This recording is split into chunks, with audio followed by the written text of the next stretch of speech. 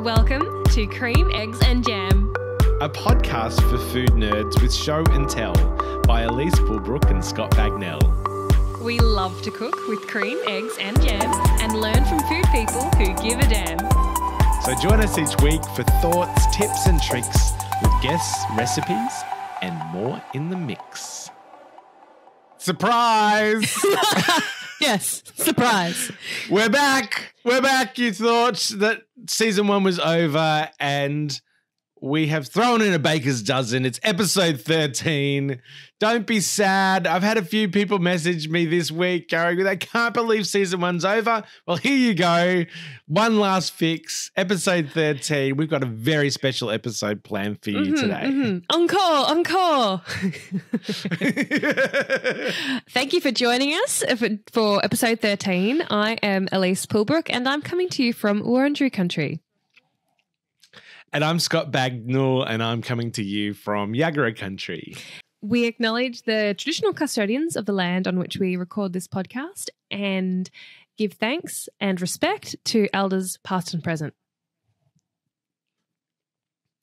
So we have a special guest this week and can I tell you I'm so excited. I am too. More excited than normal. I'm nervous, Scotty. What have we done? I am more of a fan of Great British Bake Off than what I am of the whole MasterChef enterprise. That is my confession moment. MasterChef Australia is legendary, of course. It is a fantastic show. But, Scotty, Great British Bake Off is hilarious. It is one of the best reality programs that there is, in my view. It is so funny. And I love Matt Lucas. I am a huge fan of Britain. I have watched it for so long. I've got the DVD set of Little Britain. It's so good. This is why it's the perfect show for us. You've got the DVD set of Little Britain. I've got the DVD set of The Mighty Boosh. Oh, my God. It's like this colliding of DVD sets. And comedy heroes. Noel Fielding. I mean, he's the moon, you know. Anyway, only Mighty Boosh people will understand. And I love the two judges as well. I think they're quite lovely. So real, like funny and real and nice. That they seem like genuinely thrilled to be there and like happy to be fed cake all day. Yes. So in the Great British Bake Off format of the show, the main judges are Prue and Paul. Yes, so and I love Prue. I'm so obsessed. I love that when someone's made a cake and it has some booze, she's like, "Ooh, it's delightful, that amount of booze." Eyes light up every time they say they've added booze. She's a cheeky nana. Like, to give Australian listeners who aren't that familiar with Bake Off a bit of context, Prue is like Maggie Beer. And in the Australian format, Maggie Beer is Maggie Beer, right? Yes. She's the judge. And Paul Hollywood in the British format is Australia's like Matt Preston equivalent. I mean, sorry, not Matt Preston, Matt Moran. Do you know that Prue is 82? Wow. What a lady. 82 years old. What a legend. I think that's incredible. I hope when I'm 82, I am judging a baking competition with such gusto and eloquence. Imagine. Yeah, we've got a lot to look forward to. Yeah, the dreams never die, Scotty. 82 is a long way away. Yeah. got time to work towards the goal. Yeah, that's the goal. Put the ducks in order while you're young. 20 years ahead or whatever it is. Oh, jeez. 20 years? I'm not 60.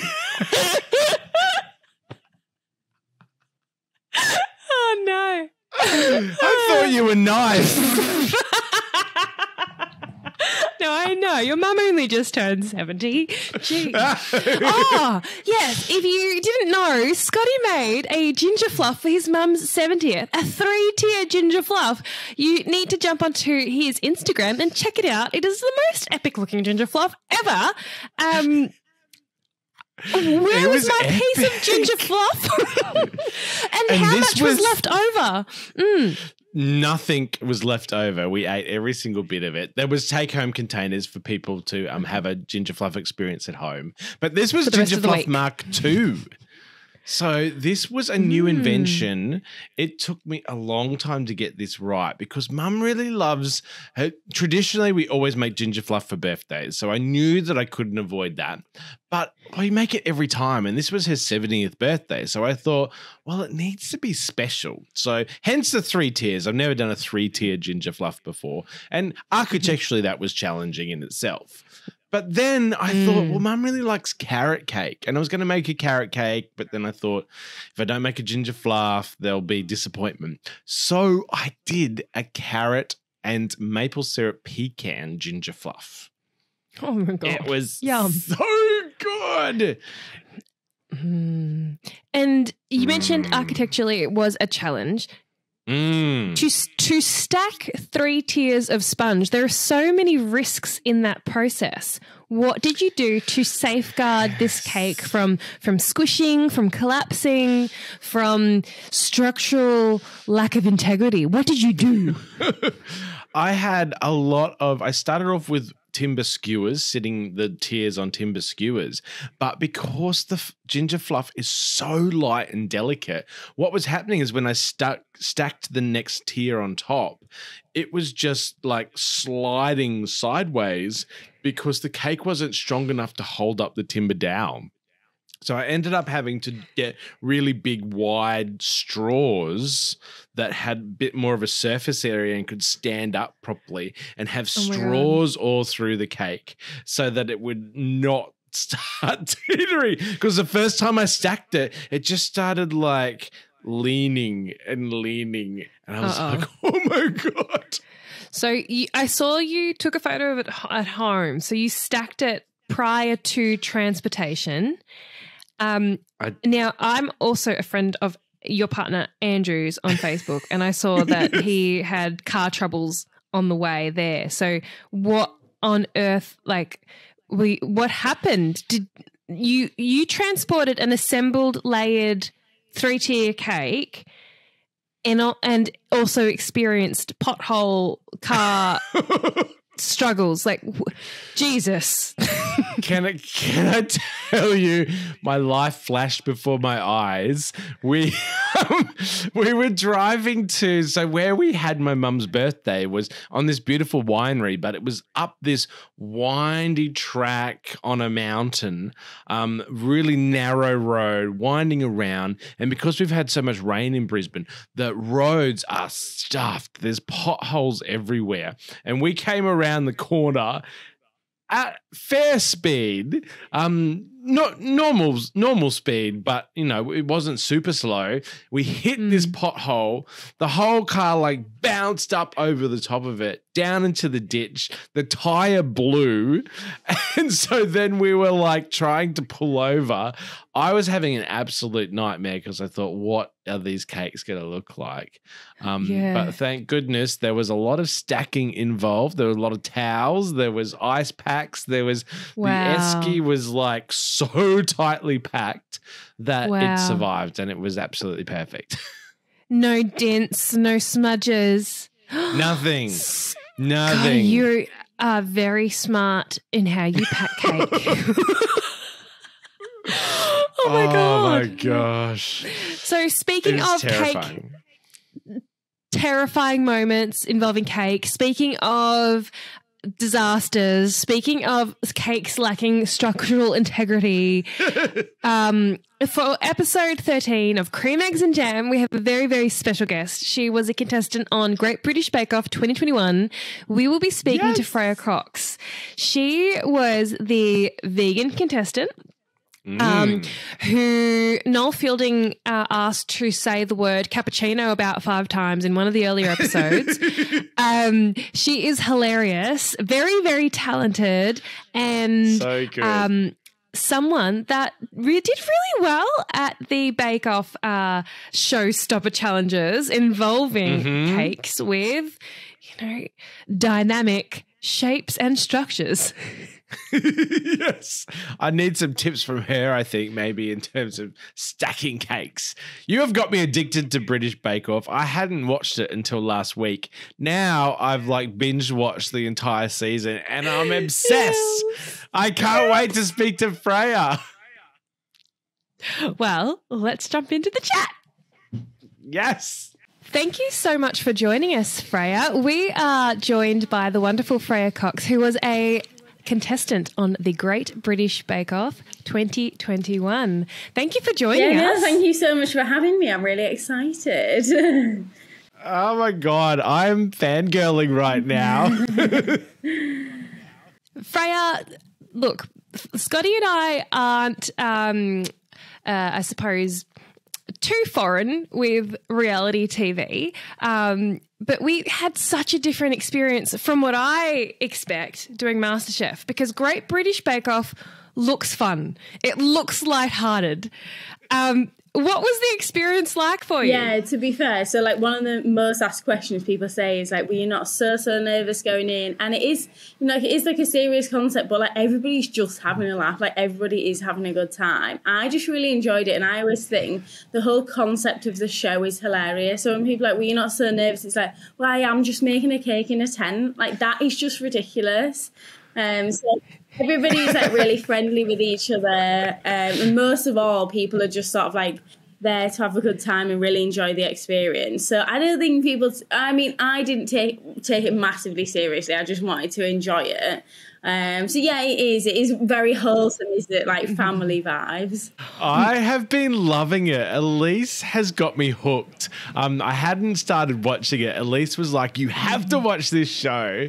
And ever since I started episode 1, I have just been binge watching it. I love it so much. I think it's just super fun. And obviously, it must be stressful with the competition and the pressure of it all, but I really liked the lightheartedness of it. It is so lighthearted. Freya, I'm wondering, I'm a massive fan of Noel Fielding, and I'm wondering what it was like cooking in his presence. What is he like in real life? I honestly think Noel is one of the sweetest people I've ever met. He was so lovely. Him and Matt as well, though. I think Matt just doesn't get enough credit. He was just so lovely. And I really think the show wouldn't be that show without them. They really look out for people. They're fully aware that it's a really stressful situation. And even after the show, they were really supportive about things. And I think they are just really funny people, and they just hugely improve the show in general. Because I think you have to sort of have people who are coming around and making it lighthearted, because then you sort of you can't take things too seriously, because the whole point is that you're joking around with them. So yeah, they're really good fun. Freya, you made a bit of a theme for yourself with your vegan baking, and you have a cookbook that has just been released in the UK. What are some of the challenges that you faced in that competitive cooking show as a vegan baker? Yeah, so I do think the whole thing in general, obviously nobody had done the vegan thing before, and it was an added extra difficulty, because the challenges already are crazy. Week 2 it was make a toy out of biscuits. People just don't do those things anywhere. But yes. I think I went in just with, I never went in I really want to win the show. I kind of just went in. I always watched it and I thought, I don't know why nobody's trying to do it vegan. And I thought, I just know it's people, we are as human beings really impressionable and things. And I thought if I went on there and baked a few vegan things, people would maybe the next time I make a cake, I'll make a vegan one. And I thought, yeah, it would just be such a nice step forward in the right direction. So it was difficult, but I was always going to stand by my morals. Week 4 and things with the pavlova, I found it really hard to keep a vegan one up to the same standard as other people's. And people were like, oh, were you not just thinking, oh, I'll just use eggs? And I thought, but that would just be a huge lack of like respect on my part. You know, I can't stand there and say this is what I believe in and then go back on myself. So I was never going to anyway, even if it ended up I think I cried over that challenge because it was such a disaster. But I really stand by my morals. Yeah.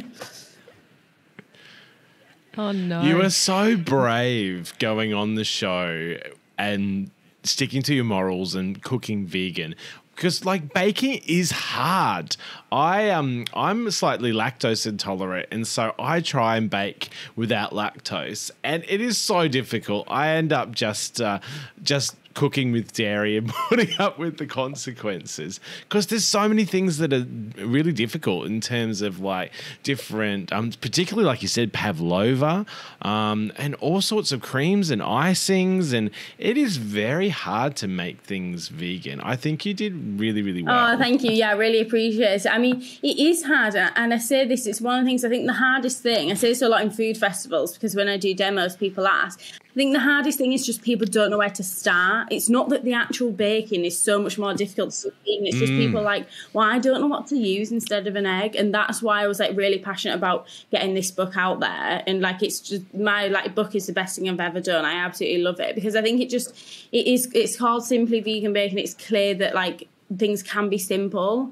And I think as soon as people sort of like see that in a recipe, people might be like, oh no, I will give it a try. And that's really what I wanted to show on the show as well. I actually had a crack at your vegan milk buns today. And look, here's what I've prepared earlier. Did you? Oh, that's so exciting. This is your vegan milk bun recipe, and it came out so well. It was actually really easy to make, and they're like so beautiful and brown. I only did half the recipe because the trouble with baking is when you're experimenting and stuff, making whole cakes, then you've got this whole cake left over. But yeah, I made these milk buns, and they're so beautiful. They're filled with this hazelnut chocolate filling. And they're so soft. They look amazing. They look so perfect. Oh, that is so exciting. I love milk bread. That was one of my favourite recipes to do. And Paul was like, that's a really good milk bread, so you can't come. Was it? Yeah. It is such a good milk bread. I'm so impressed how beautiful the texture and the colour on the bun is. It's just perfect. Oh, that makes me so happy. There's a recipe like that in my book as well.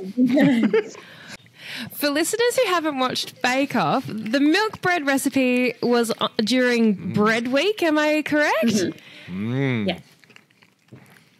Yes. So during Bread Week, you would have had to do your signature cook, a technical cook, and the showstopper. I'm wondering, what kind of practice do you get for the challenges? If you've got... in TV world, a week on bread, what does that actually look like in your filming schedule? Are we allowed to know? Yeah, so basically, I think it is talked about, but I think people like forget that like we do know the signature and the showstopper beforehand. A lot of the time, like people, I guess just people that watch TV and it's maybe not that clear are like, oh, I thought you just didn't know. And it's like, no, we can't come up with this 5-hour challenge in 10 minutes. So, like, we do get told them before, but not that long before. I think we got, like, the challenges maybe, like, 6 weeks before or something. I can't fully remember. But before I applied for Bake Off, I'd never made bread before because I loved making cakes for people, but that's all I'd really done. So I had to sort of, like, I just learned to do it when I was applying. And then Bread Week was actually like probably my favourite week. It's my favourite episode. I think it's a really funny episode. And that focaccia that I made in the signature, I make all the time. Like people that love it. It was like a fajita focaccia. I just think it's like the best bread ever. Yes. Yeah, it's so, so good. I love it. I always make it for people. My boyfriend really loves it. It's really sweet. Oh, it looked really delicious. There's some crazy challenges. And I think with some of the challenges, like you're making massive cakes. Like some of them are you have to make a 2 or 3 tier cake. I was watching last night Jürgen was making a cake. I think it was actually the bake free week, which would have been perfect for you, where there was a challenge and it had to be gluten free and vegan and different sorts of free. But Jürgen made this massive 3-tier cake, which he said it was going to serve 80 people. What happens with all the leftovers? I mean, these make me laugh though, right? Because they say like these servings of like 80 people, and I'm like, no, come on, that 3-tier cake serving 10 most. Like, I'm from Yorkshire, we do like massive. Like in my book, when I was shooting all the pictures, like I make these brookies, which is like a cookie and then a brownie on the top. And to be fair, they are big, and they were like, "Are you sure that's for one person?" I was like, "Mate, I could eat 2 of these. Like, that is right." But yeah, the leftovers, so like all the producers and everyone eats it. There's never anything left over. Yeah, everything does get eaten. Oh, I love it. I love it. That's so good. I love that you get the opportunity to really research and refine recipes before making them in a public arena. It feels kind, and it really affirms why I like Bake Off so much. I think to contrast that with MasterChef, Freya, we would probably get given a challenge maybe 10 minutes before the cook, and we'd get like a toilet break. So you use your toilet break to think about what you're going to do, and you can get back on set and you do the challenge. So that would be for like the MasterChef Australia mystery box kind of thing.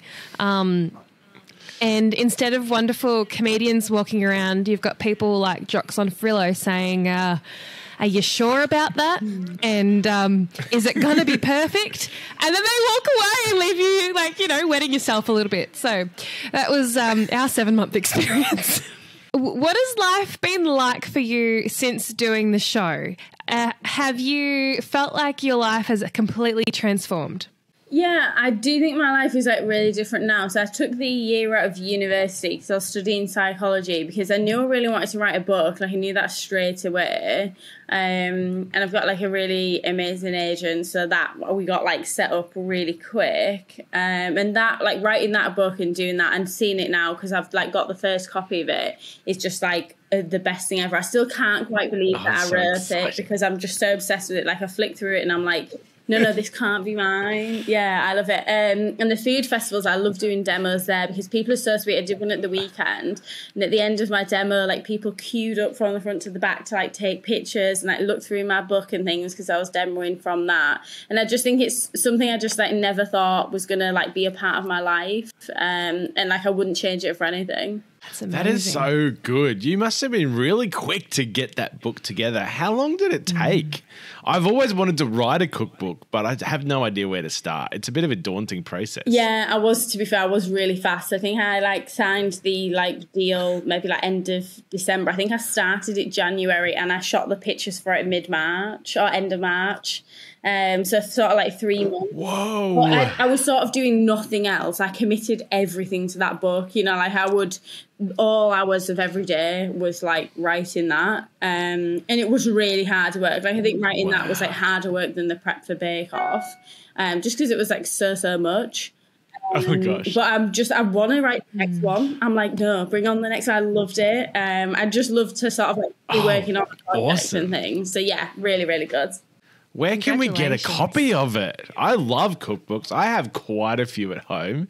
Can we access it here in Australia across the ditch? I think so. So it's available in the US in the shops on the 27th of September. But it's sort of like people are like can pre-order it now on like Amazon and Waterstones and that kind of thing. If you just type in Freya Cox, it'll be there.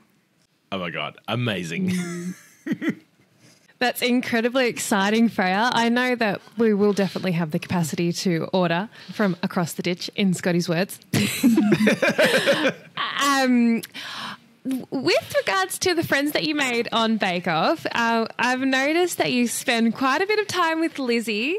I'm wondering, like, do you guys live close to each other? How come we always see you on social media together?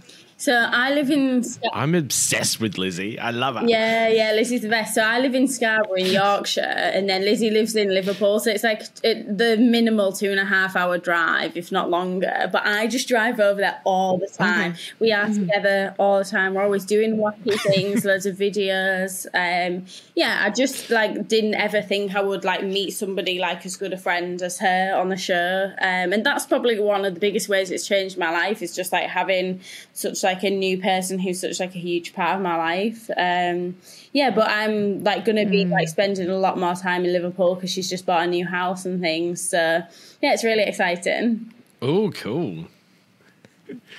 I think that's one of the most amazing things in entering these competitions. It's definitely like Elise and I with MasterChef. Finding your tribe, finding people that are so obsessed with food and baking and cooking as you are. It's hard to find friends like that in the real world. And this show, I think, definitely MasterChef, and it looks like Bake Off as well, that you meet so many incredible like-minded people that you can connect with.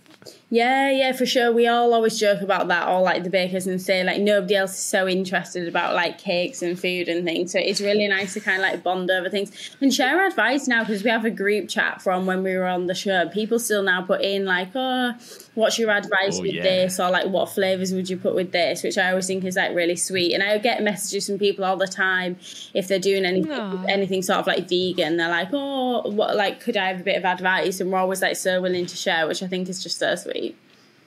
Oh, that's so good. I want to be friends with all the Bake Off contestants, Scotty. Can we join that group chat? Yeah, they're all really sweet.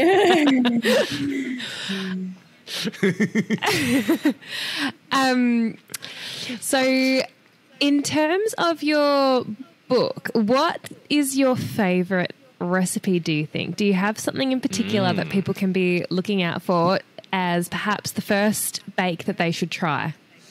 Okay, so people say this, and I genuinely adore all the recipes, but on the cover I've got like a Black Forest Gatto. I'm like holding it, and that chocolate cake, I'm convinced like it's just the best chocolate cake ever. And it's just because I think vegan cakes can be done so wrong. I've had so many bad ones, and this is just like, I'm sure it's better than any non-vegan chocolate cake I've ever had. I love it. So I really I hope people try that, because it's so easy. And no, like, my boyfriend doesn't like cake and he thinks it's like really great. I don't think you can go that far wrong. But also these mint choc chip ice cream sandwiches that I made that are like one of the easiest things ever, and everyone on set were like just devouring these. They were like, I don't understand how this is vegan. These are so easy. So I definitely say people should try those. But all of them, I just love every single recipe. Where do you get your inspiration from? Where do you come up with these recipes? Is it just trial and error, or it must take a lot to get it right? Yeah, so I think with my first book, it was quite good, and I think this is another reason why I got it out so fast, because there's not many vegan baking things out there. So I wanted to start back from like the classic things, so all like of the normal things you'd expect. So I didn't need to start thinking too wacky. And then a lot of things, like the mint choc chip is like my favourite ice cream. I just put in all of my favourite things that I think if I was going to bake, these are all stuff I'd want to do. And then in the next books, I think I'll probably start like getting more like creative and wacky with flavours. But I just think there's not that many things out there at the moment that are really accessible with just like basic things. So yeah, it was like a really good place to start. You mentioned that you were studying psychology at uni. Has Bake Off changed this directory? Are you going to continue your studies and go into that sort of line of field, or have you changed your mind? Are you going to follow food? What's next? Yeah, I mean, so if I'm completely honest, I don't really want to go back to uni because I like psychology. My like passion for a job was just never there, really. I was just doing it because it is, following the norm of going to uni, and it seemed like it was the right thing at the time. But right now, I would just love to pursue this job if I could. If the opportunity's there, I absolutely will. But I'm like standing by the mindset of like do it until I can't do it anymore, because I'm like only 20, so I think I'd be crazy to be like, oh no, I I can't because in 10 years it might not be sustainable because, well, then at that point I'll go back to uni. So I've got so many more things I really want to do first before I go back to that if I have to. Yeah, do it. Like, life is too short. You've got to do what you love and just follow that passion and that dream. Yeah, for sure. With psychology, surely there's some kind of intersection with food as well. There could be something along the lines of, I don't know, feeding your soul. That I don't know. What could it be? Have you had a thought of how your interests could somehow merge? Yeah, I mean, I'm really into, like the whole self-help books, like that kind of thing, like you're saying about all of that. So I do really love that because psychology, I think, applies to every aspect of life. I'm always saying it, like I discuss about it all the time because I think the way we, like as humans, think is like really interesting because I think the way that people are so different makes no sense to me. Like, quite frankly, I don't understand why we all don't think the same. So yeah, I think that there will be. I just would quite like to not go back to uni to finish it, but we'll see. Yeah. No. Look, life is too short to finish courses that you're not fully invested in. I'm going to put that out there because you might end up like someone like, I don't know, me, and think, geez, I spent 10 years in libraries. But anyway, with what people are eating right now in the part of the world where you are. Freya, I'm in Melbourne. It's bloody cold. Like, probably, look, today it was -1, and I suppose that's not cold in the spectrum of cold in terms of the world. But where you are, I believe it is much warmer. And I want to know what's in trend at the moment. And are you veganizing any particular sweets that are on trend? Yeah, we're actually in this mad heat wave where yesterday it was something like 38 degrees, which makes no sense. And nobody in the UK is managing this. Everyone is complaining left, right and centre, including us, to be fair. I couldn't sleep last night. It was so hot. I mean, I'm not going to lie to you. So, like when it's really hot, everybody's like, oh, it's too hot to eat. I could eat it every hour of every day, so I have no issue with that.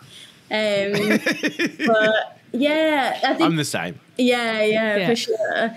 We were like making loads of iced coffees yesterday. I think oat milk is like the biggest go-to. If you're not putting oat milk in your coffee now, what are you doing? Come on, we are moving forward. And then I think like another thing, I just genuinely eat whatever weather because I just eat all the things that I love.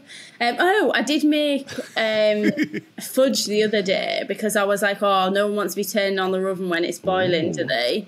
And you can get, I don't know if you can get it where you are, but you can get like vegan condensed milk, like the Carnation brand. And that is like really, really good and accessible. Yeah, I think we're quite... Is that like a coconut-based one? It's actually, I think it's oat or soya, maybe. But I think we're quite ahead in the UK, aren't we? I've not seen it. We've got loads and loads of things. We've got oat milk on billboards here in Melbourne. I can confirm we are putting oat milk in our coffees. It's happening here. Oat milk is really good. Yeah, I'm loving it. I like to hear it. Well, it's cold here, so it's like pudding weather in Melbourne at the moment. It's warm and cozy desserts. Most restaurants in Melbourne will probably have a Basque cheesecake on their dessert menu, and apple tartatans are very much in fashion at the moment. They're having like a bit of a heyday. Is there anything that's like something that people line up for in the UK at the moment? Is there anything that seems like, oh my God, you have to go to X bakery or X restaurant because their rumba bar is out of the world? Like, is there something like that going on at all in this heat wave? So one thing that I will say, so I live in Scarborough, which is like a little seaside town on the complete edge of the UK that has nothing. Basically, the bottom line is when I go from Scarborough to Liverpool, I'm in Liverpool and I'm like, why have we not got this in Scarborough? So if there is these things that people are queuing up for, the likelihood Scarborough doesn't have it. I think, do you know what? People are on this mad like matcha phase, aren't they? I don't know if they are where you are. Like the green tea powder in like drinks and things, which I actually, quite frankly, I think is vile. But I'm just not one to be following the trends. I'm just there like eating my like spaghetti bolognese in like 30-degree heat because I just don't care. I noticed that you and Lizzie did a little bit of almost like a DIY technical challenge at home where you opened up a book by Elizabeth David and followed some of her recipes that didn't have any photographs. Yes.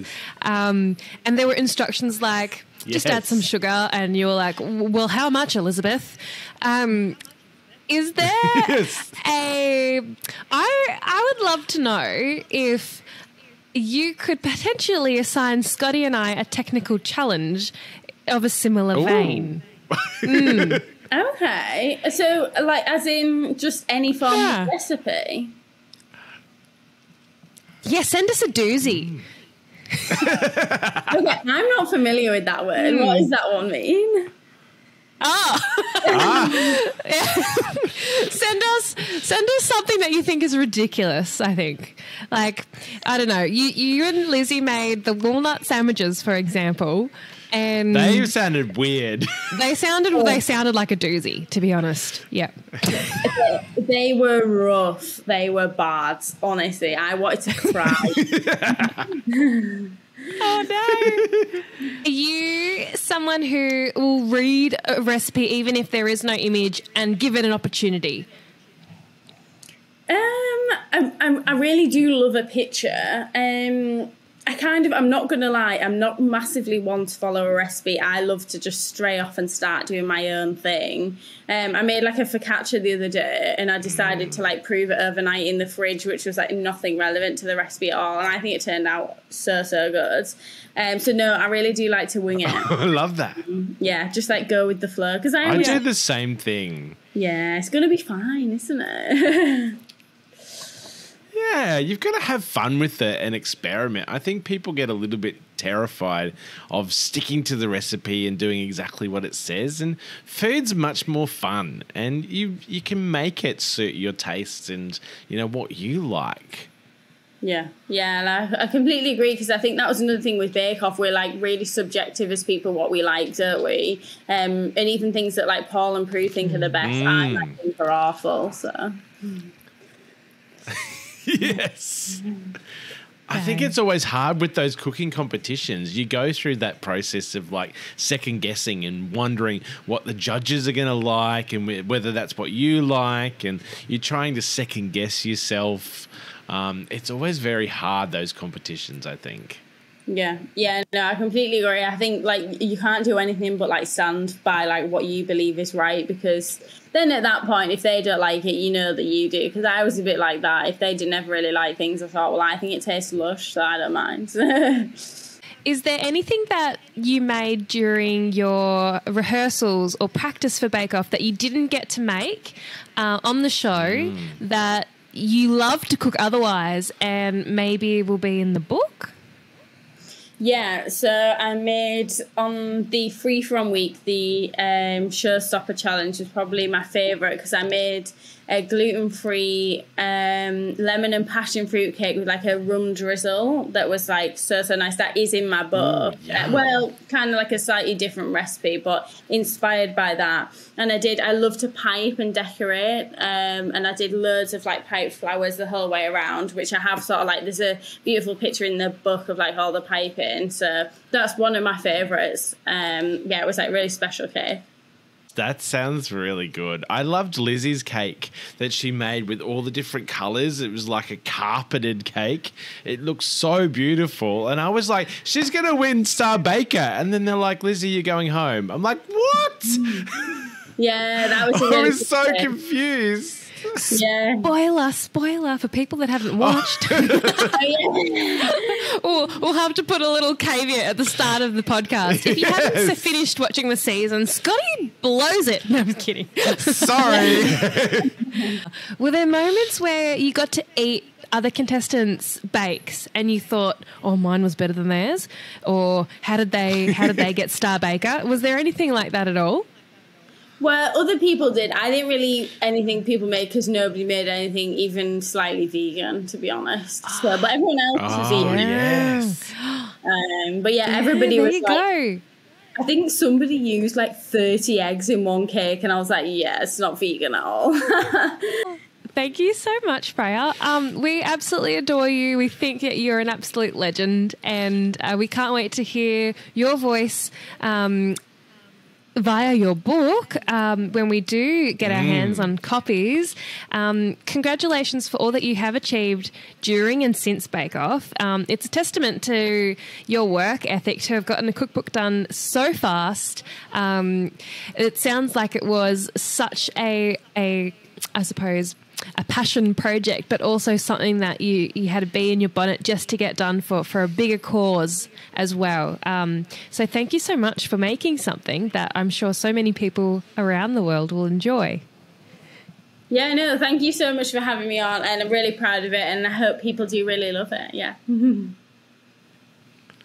Amazing. Thank you. It's been an absolute delight to talk to you. You're incredible. And I can't wait to get your cookbook and see what's next. We'll talk to you soon. Yeah, see you soon. Thanks. Bye. Scotty, I can't believe you made the milk buns. I know. I just whipped them up. Of course you did. It's called... They look so good. I like to use Mel's phrase from this season of MasterChef, Mel Person, procrastinating. It's become the thing that I just do. Yeah. It's when I should be doing work and I find an excuse to bake. And this was the perfect excuse to bake.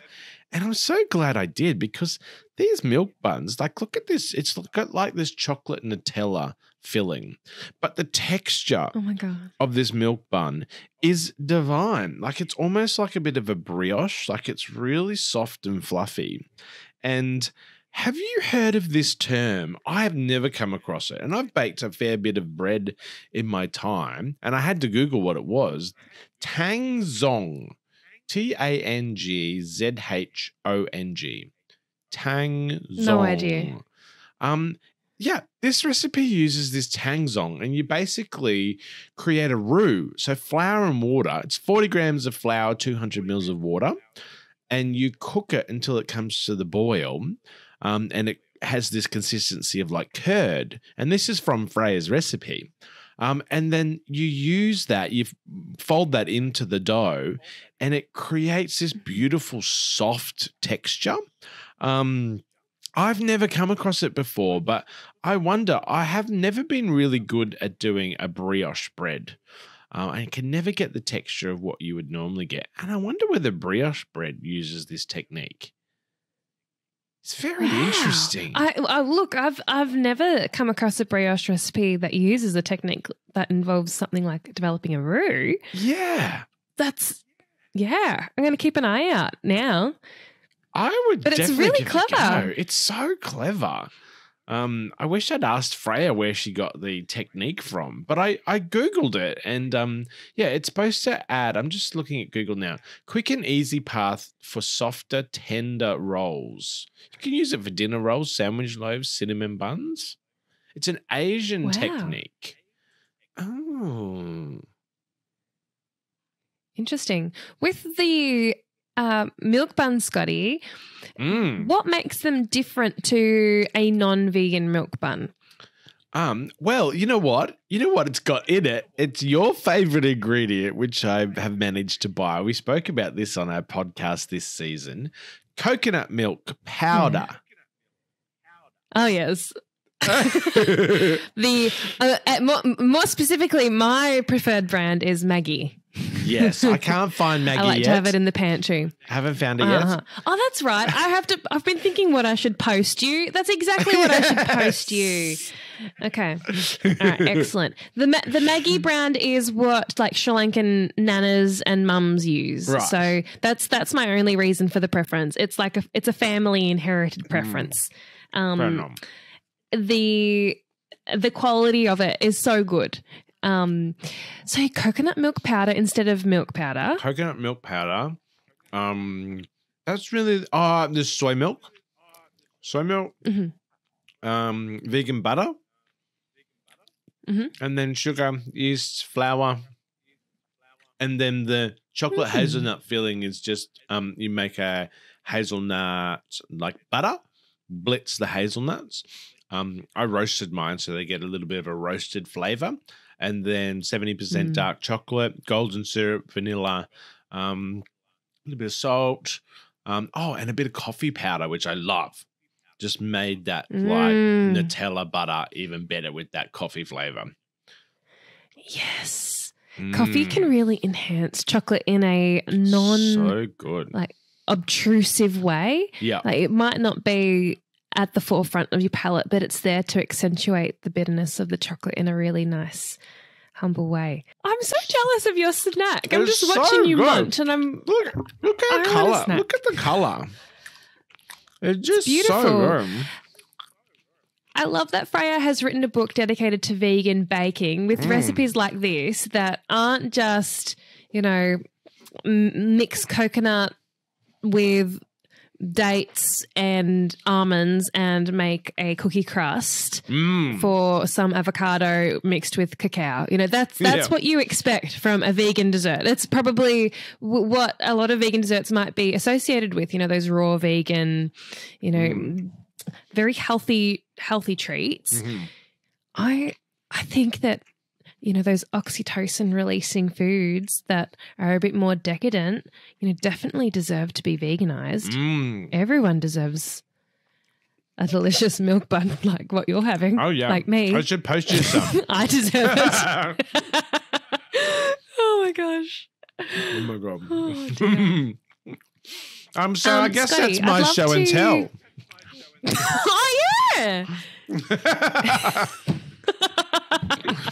Even though this is a bonus episode, I don't think we're really following the format. But what have you got for show and tell? Yeah. I have a friend that writes vegan cookbooks here in Melbourne. So originally she is from New Zealand. She's a lady that has traveled the world. Her name is Jess Prescott. If you follow her on Instagram, you'll see a lot of her beautiful vegan cooking up on Instagram. She's also a 3-time cookbook author. She is looking forward to her 4th book coming out soon. But her books have a mixture of both sweet and savoury. They're not just about vegan baking. Although if you do flick towards the back of her books, I've got vegan goodness in front of me now, you'll find some delicious sweet recipes like blueberry and chia jam. Ooh, yum. Ooh, yum. I'm not sure if it's in this book, Vegan Goodness, or if it's in Vegas Goodness Feast, but one of these books has a cake called Holy Shit Cake. Yes. I love that. So we go from the chia jam to that escalated experience of Holy Shit Cake. Cardamom and apple rose cakes. Ooh, yum. Yes. Yeah. And they are a beautiful tart-like cake with I suppose rose-shaped petals of apple. Yum. Petals of apple, yeah. A fig and walnut crumble cake. Persian love cake veganized. A coconut maple tiramisu. Ooh, yum. Chocolate pudding with rum caramel and pears poached in a blueberry syrup. Yeah. So we have a nice little local suggestion if you're listening and you're looking for more vegan options. Vegan cookbooks aren't just for vegans. I get excited about them. I'm excited to have Freya's in my hot little hands. Why do you reckon that is? Why do people who aren't vegan want vegan cookbooks? I feel like we're just probably more cookbook obsessed a niche. than other people. Oh, yeah. Okay, we're a niche pocket. We're a niche part of the whole market. Niche part of the market. But I think yeah, no, I think we're probably weird. Yeah, nah. Look, for me, it's definitely the weird factor, but also I like using a range of ingredients. And there could be a little bit of repetition amongst other books, maybe, where it's a similar format. And, there's a whole world of flavour that's not necessarily accessed. The vegan creativity it can be quite inspiring. Like there are nuts and seeds used in so many different ways. The versatility of ingredients is appreciated by those who can't use what is the predictable option. Yeah. And, I think it is good to strive to have more of a vegan diet. And so I'm excited to, I think one of the things that Freya says is, her recipes, she strives to create dishes that you can't tell that it's vegan. Like it's so delicious and you have no idea. If you didn't know or weren't told that it was vegan, you wouldn't know.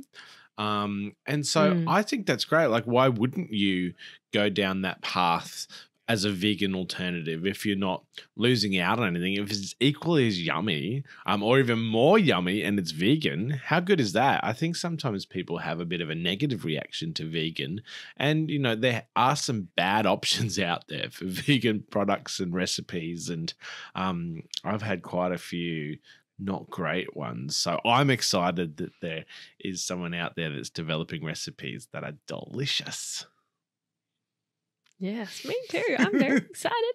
It's a part of the narrative of being against intensive animal agriculture. Intensive animal husbandry is not great for the environment. And what can we do to be doing things for the environment that are a little bit more progressive? Well, we can eat better quality meat less often if we still want to consume animal products, and opt for plant-based recipes that are more friendly. There are situations where non-organic farming can be very, very detrimental to absolutely strip the biodiversity of soil by via non-organic almond farming, for example. Yes. The world of food is so complicated, isn't it? It's all about balance. It's about balance. And there's quite often the alternative option sometimes isn't the best option. But it's about getting that balance right, isn't it? And just enjoying your life. Yes.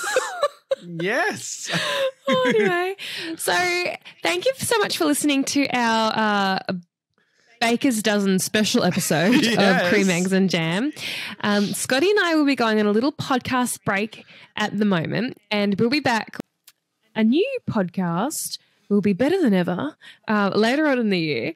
And in the meantime, please send us your feedback if you want to hear more of certain content. If you want us to explore particular topics, let us know what you want to hear about. And if Freya does send us a technical challenge, particularly if it's that delicious custard slice that she was mentioning, we will be on Instagram sharing the results of said challenge. Oh, I'm definitely making that. She had me at custard. Of course, it would be the password to your laptop, I'm sure. Don't tell everyone that. Is there a magic word? Oh. Thank you for listening, everybody, and send us your thoughts for season 2 of Cream, Eggs and Jam. Elise and I will be busily coming up with a plan for season 2, and we would love to integrate all of your feedback and ideas. So please get in touch with us, and we'll talk to you soon. Bye. Bye. You've been listening to Cream, Eggs and Jam. I'm Elise Pulbrook, and you can find me on Instagram at Elise_foodperson. And I'm Scott Bagnall, and you can find me on Instagram at SSBagnall. If you'd like to send us your show and tell, you can email us, scottyanddelise@gmail.com. Or if you'd like the visual experience of this podcast, you can find us on YouTube at Cream, Eggs and Jam. Have a great day. Happy baking.